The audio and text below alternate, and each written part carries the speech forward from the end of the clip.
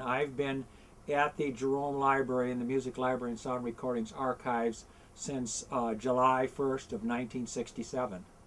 I didn't even realize how much I did until years ago when my son was in high school. He had to do a shadow day, and he wrote a list of everything I did. Sometimes he didn't know exactly what I was doing, and I had to explain to it.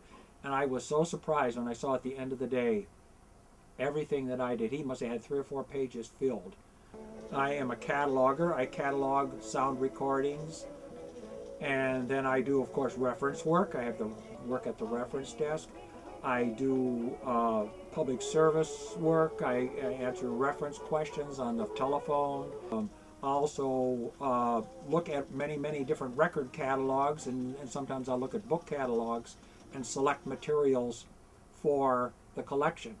So it's kind of different than a lot of librarians where they do 1 or 2 things, but I do all of them.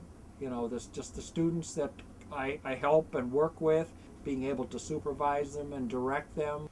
You know, it's just a daily special that I come into work as if it is work and do what I know I'm supposed to do. See, so I'm doing the dubbing and then I'm doing the cataloging at the same time. But see, I've got the sound going and I have to listen to the sound. So that means I got my CD player and I got my headphones. You see, so I'll have to listen to this on headphones to see what it is. I mean, I'll listen to anything. I'm cataloging and listening to materials at the same time. So I'm listening to some great punk rock and ska music and Dixieland and blues, and it's whatever going on at the time. I have that handful of maybe about 10 artists that I could never live without, like Chuck Berry, Fats Domino, Buddy Holly, Eddie Cochran. I even will listen to at least maybe a half hour of bagpipe music and not turn it off. Right now, you know, as they say, I'm midway through my 43rd year, and my wife says, you know, Bill, she said, you are so happy.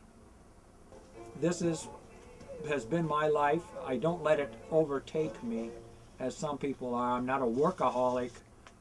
I'm, you know, not even a recordaholic, but I just know and I've chosen recordings as something that I can be part of, and it's part of me.